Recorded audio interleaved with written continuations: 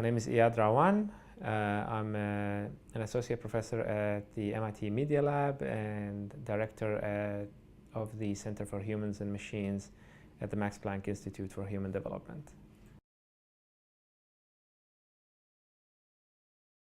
I think AI has definitely brought up some of the philosophical questions that we've been struggling with for thousands of years and raised some new questions. And I agree that doing philosophy is part of the response to recent developments in AI, whether it's ethical implications, whether it's how to control the machines and what they'll be able to do and what consciousness is and so on. So I do think that, yeah, I do agree with this statement that is kind of reviving philosophy in some ways, and so are other technologies. I mean, in his case, obviously, in the case of Bostrom, he's talking about specific scenarios where, which are catastrophic. So that's, I think, what he means by deadline. It's actually dead. Like, you're actually dead if you don't have a solution by then. But I think there are other deadlines which are much nearer into the future, and those deadlines have to do with our ability to control, the use of these machines by different political actors and economic actors in the world. And in that sense, there is also a deadline because there are the people who know how to wield this technology effectively without oversight have a significant advantage. So I think in that sense, there are also deadlines, kind of in the politics of AI in the short term. Yeah, so I think the obvious sort of moral imperative for introducing self-driving cars is the promise that they would save lives. So I think the formula is very simple. Today, a certain number of people die due to car accidents or are injured due to car accidents. If autonomous cars can in some way reduce those numbers, then there is a moral imperative to accelerate the development of the technology or the infrastructure or whatever it would take to make that happen. So in that sense, I think autonomous cars promise a great deal. And this is in addition to all of the other benefits that are promised, such as economic efficiency, comfort, and so on.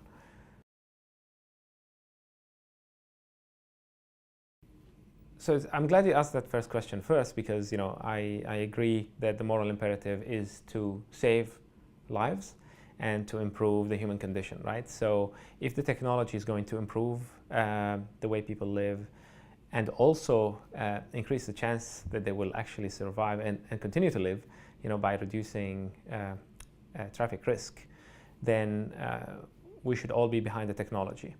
But I think that there are at the same time, while we develop the technology, so while we invest billions of dollars into the development of the technology and the infrastructure, and a lot of thoughtful people and very smart scientists and engineers actually constructing and perfecting this technology, in parallel, I think it behooves us as well to think about how we're going to make the technology palatable to the public. And by that we mean not just making it comfortable and easy to interact with, but also preparing the public to trust this thing that will actually carry them, and their children inside, a 1 to 2 ton piece of metal at high speeds. So, I think that's a non-trivial question. How do you get somebody to trust that a machine could do that? And you could say, well, when the technology is demonstrated, people will just trust it automatically, and that's that. And you could point to examples in the past where this has been the case, that convenience eventually, and kind of demonstration of the technology's capabilities ultimately erases all fears. I think that is, an interesting hypothesis, that maybe people will eventually just move on. But in the transition, you could have a faster or a slower transition depending on whether people are psychologically prepared to accept the technology. So this is assuming that the technology becomes safer. So the moment it becomes safer, are people ready then? Because that's the time where you start saving lives. And if you delay that, for whatever reason, I think you'd be doing a disservice, right, to the ultimate goal. Now, we know that humans don't always make the rational decisions, about all kinds of things, especially new things. Things like a complex marketplace that we've never experienced before, for thousands of years, with algorithmic trading and all kinds of complex dependencies. So there's a lot of, irrational consumer behavior there, for investors who are not very sophisticated. You could say the same thing when you have an AI, like a machine running a car. That's something we've never seen before. I'm sure that even when we decided to trust horses, to ride horses, we needed, some time to be able to build up that trust, and to also make sure that we understand what happens when a horse misbehaves or kicks somebody or damages somebody's property. And these things take time. So I think I think there is also a moral imperative to prepare our institutions, but also the public's psychology for accepting these technologies. And this is, I think, the context in which, for me, a lot of really interesting psychological science questions arise. Because if we just assume that people will automatically trust these cars, then we'd really have nothing to do. But my guess would be that people will distrust it. And if you look at the statistics, there's a bunch of studies that get run every year about people's acceptance of the idea of self-driving cars and their willingness to be in it and their willingness to have their children in it. These numbers are not very high.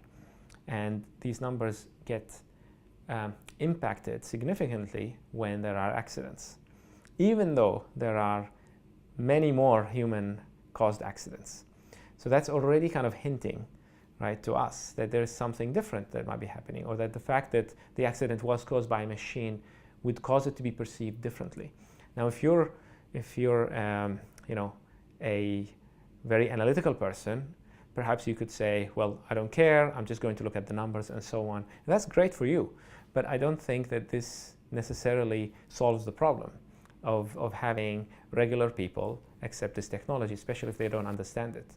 So I think, so for me, solving, I'm never interested in solving the ethical dilemmas, So the scenario, so now let's talk a little bit about the ethical dilemmas. So the scenario of an autonomous car being faced with two choices, whether to run over, 3 people in front of it or swerve and hit one other person, right, instead. Now, for me, this, the fact that people are worried about this kind of situation, that the fact that they're worried that the car will have to decide to harm them if they're in the car, to save more lives, potentially.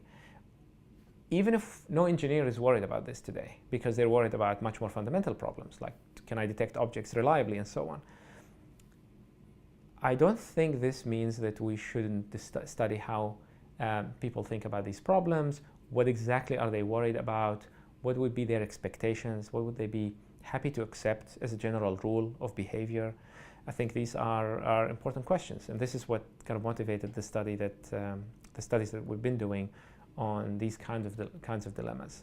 So I think the goal for us is not to solve the dilemma in the sense of saying, this is what the programmers should do, or this is how the car should behave in this particular situation. Our goal is to understand the psychology of the consumer and the public, even people who don't have cars, but who have to support the politicians who are going to legislate for those cars to be allowed on the road at scale, at big scale. I think so my goal is to understand that the psychology of the consumer and the citizen as they look at these new technologies, precisely in order to prepare them for accepting it when it is rational to do so. So I guess it depends on what you mean by the word solve. So I'm thinking of solving in the engineering sense. So engineers think about solving things by finding an optimal solution.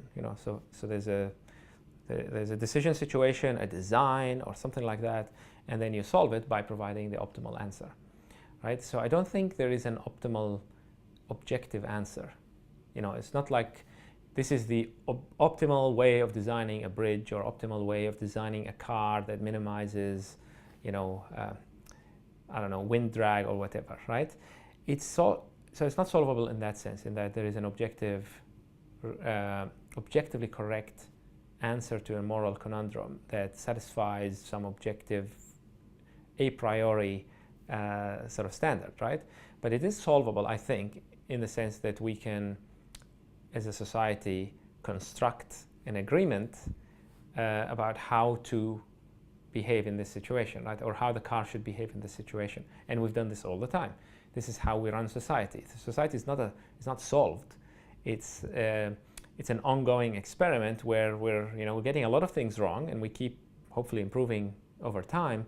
But we kind of socially construct mutually agreed upon institutions that somehow do a pretty good job, and maybe sometimes optimize, but do a pretty good job of keeping us happy and prosperous, but also, keeping us around, so that we don't destroy ourselves. So in that sense, civilization is a solution, or you can say government institutions and norms and all of these things are solutions to our problem of cooperation, of us getting along and being able to produce things that improve our existence. So I think we could do that for AI systems, in the sense that we could agree on some way in which these AI systems should behave, and we could agree on ways of monitoring this behavior so that there's compliance from all the parties and so on. And we've done this, very successfully in the past. So we just need to, I think, recognize the problem, and I'm seeing it as a cooperation problem in the case of the dilemma in particular. And I think it's as opposed to an ethics, opposed to an objective ethical conundrum that can be that has a secret answer that you just have to think hard enough about, in order to get.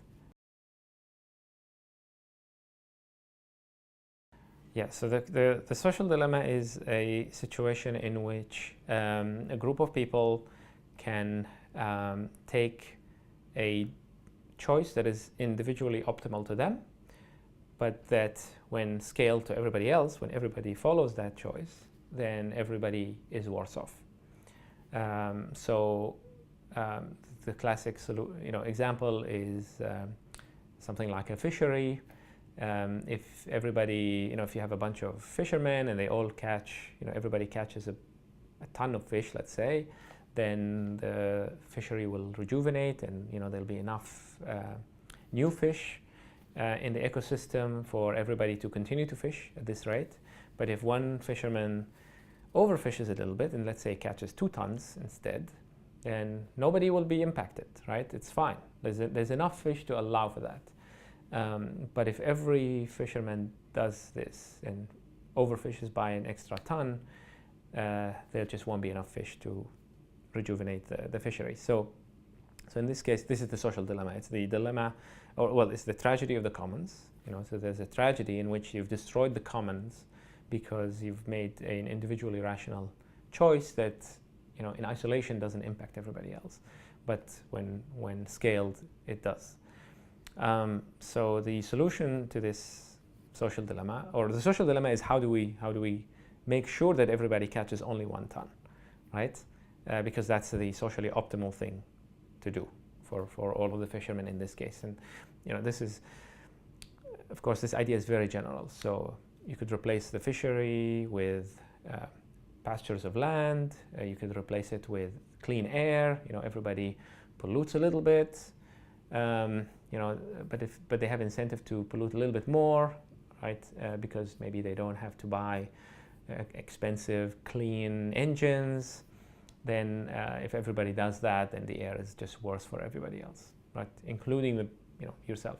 So the solution traditionally, and this is something that has been studied extensively by Elinor Ostrom and others, is through institutions that monitor people's decisions that impact this commons, and then enforces somehow, or punishes, if you like, violations. And in many cases, this is why kind of government exists, right? In some way, it's the government is able to then exact the right punishment on the violators or the regulators, let's say. And those regulators, ideally, in kind of institutional economics, ideally this would be self-policing. So it will be the community policing itself. So you don't have to have an external party. And the reason has to do something with observability. So people can, it's the fishermen are in the best position to observe one another because they know all the tricks, right? Something like that. So, so the idea of kind of having self-governing commons where people collectively police each other to ensure that their behavior is in line with the common good, which ultimately benefits all of them. So in the case of autonomous cars, the social dilemma that we've identified in the first paper we published in this space is that is public safety, right? So if you want to maximize public safety, and if you take a utilitarian logic and say our goal is just to minimize the total number of casualties and nothing else matters, then you would say, well, then the cars should just behave in a way that minimizes harm, even if that entails harming the person in the car. So if there's only one person in the car and there are two on the street, and you can save the two on the street by harming the person in the car and hitting a wall, that's what you should do.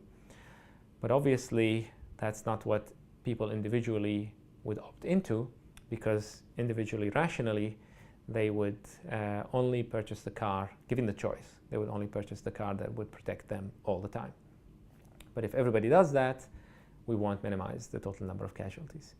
Now you could say, well, this pales in comparison with the total savings in lives that we're going to achieve from autonomous cars. And I would say, well, show me that, prove it, and then that's a separate discussion, right? But in the transition, as presumably we're going to hit a point where not all the cars on the street are autonomous, or not all of them are yet, so vastly better than human drivers. And during that stage, well, what do we prioritize, right? So this is where kind of the question comes up. And we have a social dilemma in this case. What we're deciding collectively is what the AIs should do, or how they should behave, and what kind of externalities or kind of negative consequences are they allowed to impose on others, right, in our service.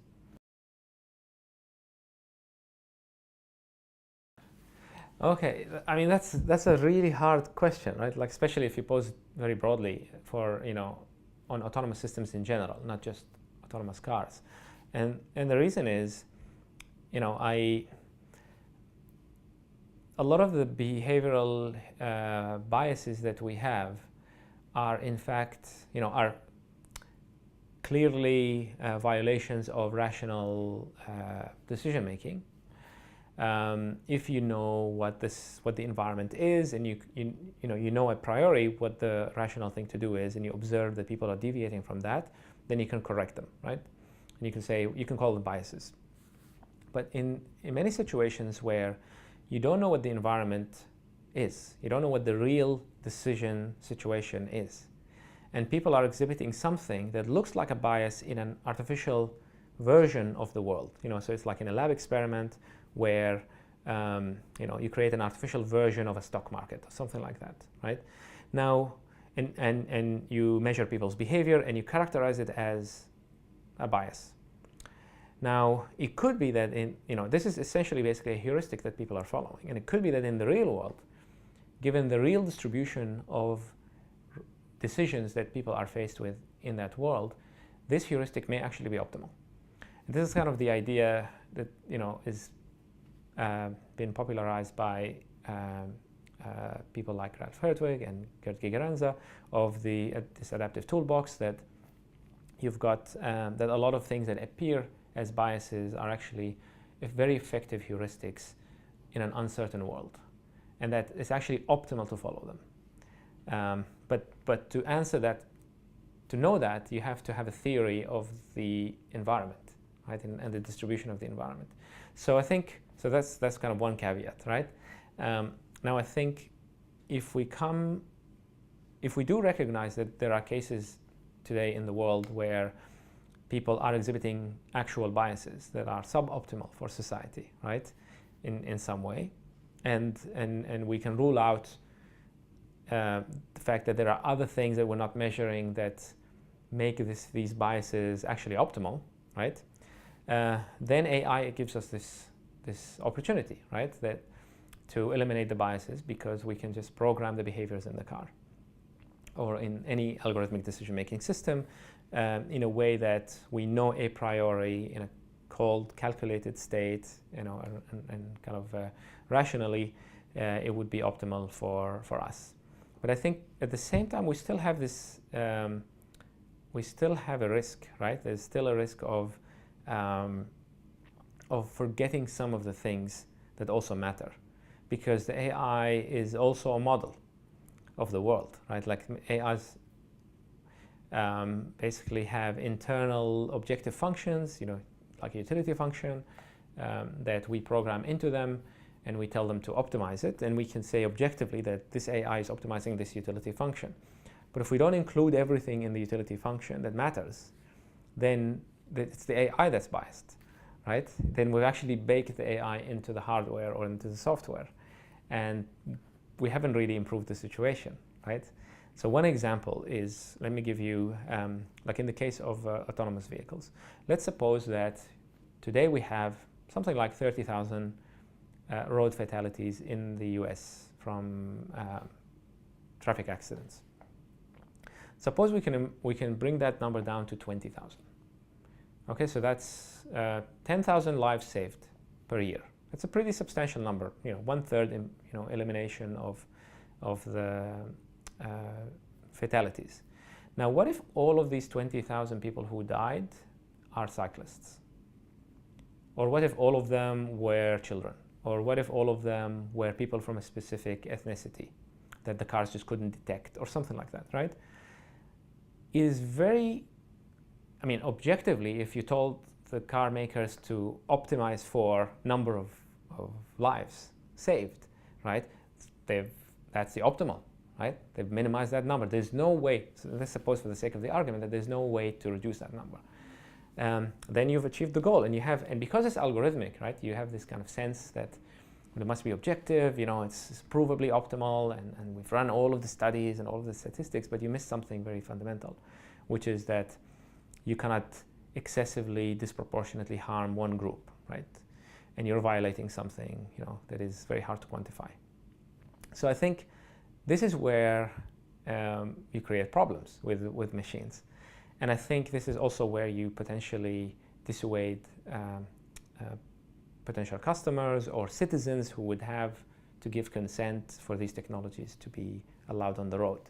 So I think, so it's kind of in that sense that I'm just putting some caveats around that I think also speak to the kind of the over exuberance and excitement over the technology. I don't think it can solve everything. I still think these human value, the definition of the human value, of what human value is, or kind of basically the definition of the objective function, is still something that we need to discuss and think about, and it's not objectively given. And people from different religions and different cultural traditions and philosophical traditions disagree on what this utility function should be. The utilitarians have a very clear answer, but others have a different answer. And I think, and that's what society does, in the public sphere and politics and constitutional rights and so on. They all try to negotiate this utility function of society. Yeah, I think, I've read the book, very carefully, Superintelligence, and I'm a big fan of it, and I know Nick Bostrom as well, and I think he's a really brilliant thinker. And now, in terms of like alignment of values, I think that the questions that he asks in the context of superintelligence have to do really with assuming that we have a value, and this value, in his case, maybe something to do with our existence, continued existence as a species, or our happiness, and it's really about how we can express this in a way to the machine that doesn't backfire, for instance, or that we can set up a mechanism so that if the machine gets any ideas, we can sort of stop it, right, in its tracks, right? But I think it takes the value as a given, and and that's what the book is about, right? But in my case, I'm saying that as we build AI systems, the values themselves come from us as humans, and they evolve. They've evolved over time, and they will continue to evolve into the future.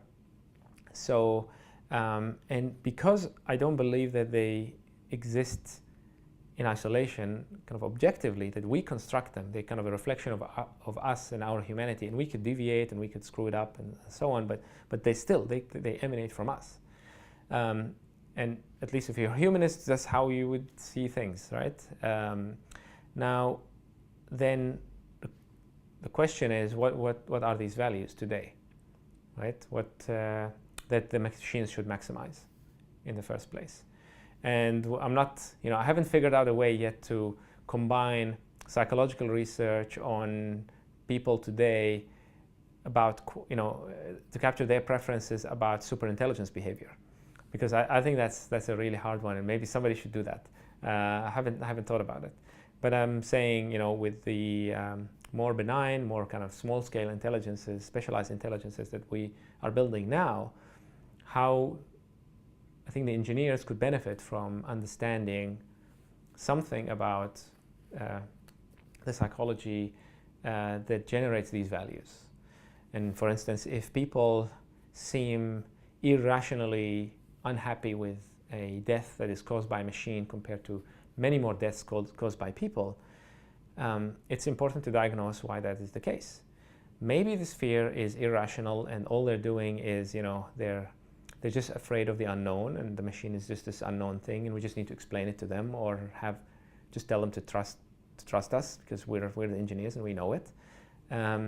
Or maybe they're afraid of something that we, the engineers, are not thinking about, or haven't accounted for. I think either way, it's an important thing to study, right? It's important for us to study. And I don't expect the engineers to do this, because that's not what they do. Right? But I do hope that behavioral scientists would do this kind of studies, and I hope that the engineers would listen. And some of them are listening, right? And I would say some of them are kind of dismissing, though, and it's because they are thinking in this kind of narrow optimization paradigm, because they're thinking about saving lives or maximizing economic efficiency, and they just say this, they just see these kind of studies as a distraction. Or maybe people, they think people don't know what they're talking about, or that they will change their minds. And these are all assumptions, and I think if you knew enough about human behavior and consumer psychology, you would know that these things can be shaped in all sorts of ways. People today are, more people today are afraid of vaccines than they used to before. So things don't always move in one direction either. Messaging is like single study sometimes that turns out to be flawed, matters, and shapes people and people's opinions about life-saving technology, in that case, vaccination. And then it causes, and it sticks, even after the study gets debunked, the belief sticks. So I think if we knew more about human psychology, maybe we would have prepared for these moments sooner, right? So, climate change is another example, right, where public opinion shapes politics, which shapes the kinds of, basically actions, political action that we take towards addressing this problem. So, ignore public opinion at your own peril is basically what I'm saying. And then when you look at this kind of dismissal based on this notion that the trolley problem is just this extremely rare edge case, you know. I think that, for me, that just kind of almost emphasizes the diagnosis that the engineers are looking to optimize for something very specific, and they're taking the example of the case of the trolley problem literally. So they're saying, you know, they look at the data and they say, well, we never face this situation, or we face it so rarely that, you know, it's not gonna matter, right? But I think there are two answers to this question, and one of them is that even if it's rare, but people are worried about it, you need to have an answer, because if you want people to accept the technology. But I think the stronger response to this objection is that the trolley problem is a metaphor for any decision that has downstream consequences on the distribution of risk to different groups. So we use this example, you know, myself with Azim Sharif and Jean-Francois Bonnafont, of what we call the statistical trolley dilemma. So the vehicle is in the lane. A big truck appears on one side in the next lane. And then there is a cycling lane on the left. Where do you position yourself in the lane? It's a very benign decision. It's not a dilemma. There's nothing dramatic going on.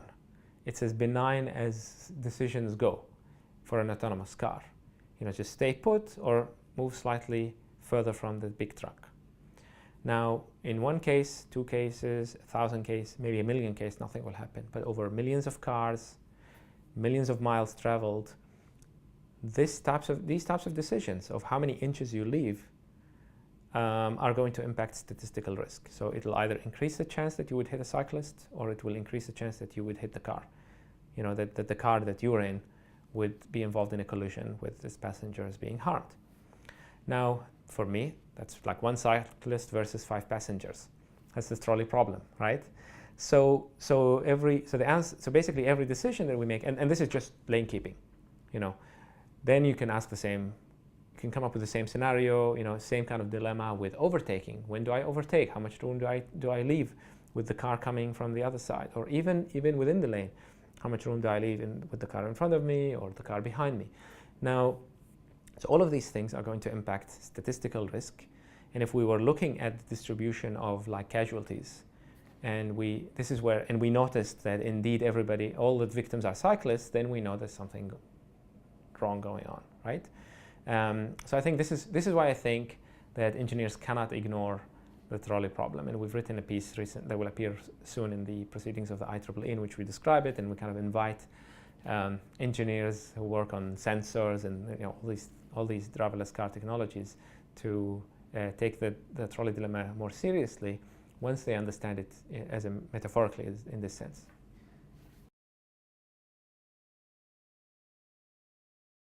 Yeah, so of course the engineers know probability theory, but now where do you apply this probabilistic logic of, you know, maximizing expected utility? You could apply it at different scales. You could apply it at the scale of a specific scenario. You could say, in this situation, when, you know, there is a car there is a big truck on my right, and there is a bicycle on my left.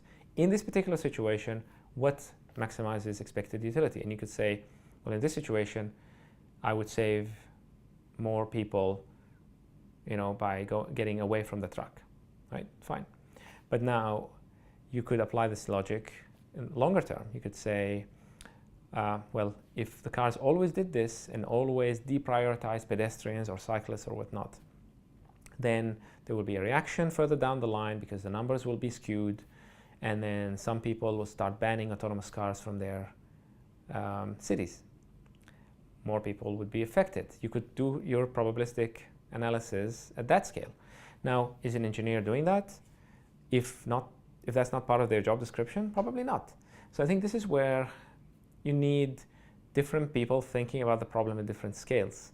And you know, maybe an engineer optimizes, you know, for macro decisions that the car can make now, but then somebody is optimizing for sales. You know, what will sell more cars? Obviously, making the car safer for its occupants and the people who are going to pay for the car, assuming people will pay for cars and not rent, not just have a car sharing thing, infrastructure. Or it could be a policymaker who's optimizing for some kind of fairness, right?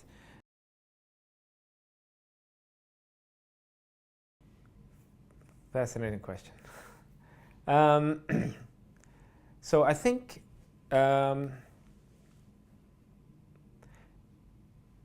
I don't think we have the answer to that question yet. And the reason is because there are two reasons why we don't give information to, we don't give full control to the government, right? And one reason is informational. So the government can't have all the information, therefore you can't have a planned economy where the government can know everything and therefore make the optimal allocation. This is kind of the old school, Hayek argument, right? That the people who are doing the business know more about the business and therefore they can make the optimal decisions, and the market kind of works its way up towards the most optimal allocation, or closer to the optimal allocation. But I think there is another reason why we don't give full information or for full power to the government, is because power can be misused. And so even if the government has full information, and can make the optimal and even more optimal, even better. Like, let's assume that governments can make a better centralized decision than, a distributed sort of governance system, right? Whether you call it market or whatever, right? Then if that government gets corrupted, that's a single point of failure, and whoever controls that entity has enormous power, right? Or just makes the government more susceptible to capture by interests that can use that ability to control. So I think you have to think about those two things. So when AI, and by the way, here I'm talking as a computer scientist who's interested in political philosophy, but not as an expert on government, right? But so my intuition is that as AI and big data and our ability to track every action of citizens becomes better and better, and becomes even predictive, then in theory we can improve the decisions, right? We can make better decisions, but I think it would be very difficult to quantify the improvement in the decisions in terms of resource allocations or public policy and whatnot, and to also quantify the increased risk of misuse of this ability to make those decisions and this power, and how you trade those, let alone how you trade those off, right? So the whole idea of government, going back all the way to Hobbes, is precisely this, that we could cede some autonomy to the Leviathan, the government, that takes, that has monopoly on the use of force, and that can enforce contracts, and that they're the only ones who can put us in jail if we do something nasty to each other, and that this is necessary, right, for us to all thrive. Now, but then maybe we continue to tweak this power over hundreds of years, right, since then. Like, maybe that was too much power, maybe give it a bit less, right? And now I think the reason is we don't know yet all the ways in which this power can be corrupted, and I think we're still figuring things out, right? And it's an adaptive system, so the different actors are always changing their strategies in response to the conditions. So when AI comes, I think it's an enormous kind of challenge of political institution design, as to how you could curb the potential misuse of this power while also benefiting from it. And I face this, I don't have an answer to this question, to be honest, and I don't think anyone does at this point. It's, we know that it's going to improve efficiency. Like, if you have benevolent actors who just want to improve our health and influence our behavior in a way that would allow us to eat more healthy food and have more healthy exercise habits and education trajectories and all of that, and tell us, suggest to us each, maybe promote educational programs that will improve our individual and collective sort of well-being in the long run. That's great. But at the same time, those political actors can also influence us. They can, influence our political beliefs and behaviors as well. Now, how much of that is okay and how much is too much? I think, this is where it's a very thorny question, and I don't know if science, and the other thing is that we're not really running this as an experiment. I don't know if we can, if scientists, it would be great if scientists could actually experiment with these things, and have more algorithmic power to some jurisdictions and less algorithmic power to other jurisdictions. But in the past, political institutions have competed, in an evolutionary race of some sort, right? And this is the way in which sort of institutions that are more democratic or more kind of inclusive seem to have emerged as the winners, by and large, I would say. But that's, as we're seeing nowadays, it's not, and as you see from Fukuyama that we were talking about earlier, that is not necessarily going to be forever, because the world is changing, the environment is changing, the technologies are changing. So what was optimal back then is, or in an evolutionary sense, may not be optimal going forward. So I think these are all really fascinating questions about what it means to be human, but also how do we bet on the future? And what's our best bet? I have no idea. That's a difficult question, right? So the idea that maybe the ability to know a lot about the citizens and influence them, effectively allows a central planner to improve a whole suite of things, like better transportation, better healthcare, and so on, right? But then if we start noticing that these powers can be misused, or by some parties or whatever, like there's regulatory capture by corporations or whatnot, then we could revise this. If you imagine some kind of dashboard where you could say, okay, now you need to know less about this and more about that, to kind of optimize the functioning of this centralized power, right? But that assumes that you can know, like, what dial impacts what outcomes. And I think political scientists have a really hard time today understanding these things and establishing causal relationships between institutional features, of the government or the constitution of the country and so on one hand, and outcomes on the ground, because there's so much else going on. So I think it's a really, really hard question, which is, as a scientist, if I had full power to run any scientific experiment I want, and I'm sure political scientists would dream about this, is to be able to change those dials randomly, right, to kind of experiment. But we don't live in that world, right? We don't. That itself is a corruptible sort of power as well. So maybe as our understanding of these systems improves, we can, could we perhaps automate some of this process itself? Maybe can we automate the process of oversight over government itself, so that we can start forming, like, automatically establishing theories about what interests might be driving what decisions, and so that we can kind of have better corruption detection in the system. I think that's a very interesting proposition, because just like we have algorithms today to try and detect fraud in financial transactions, there are patterns that we know are indicative of fraudulent behavior, right?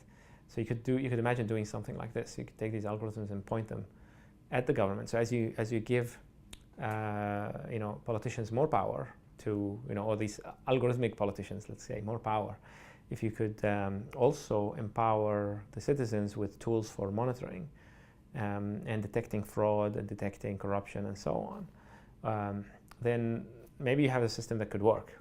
But we're very far from that, and I think it'll be fascinating if we end up building something like this one day, into the future, and like a fully algorithmic government with separations of powers, kind of adversarial players that somehow ultimately both answer to us. That's a new form. That would be a new form of government. That would be kind of maybe a phase transition, in human civilization.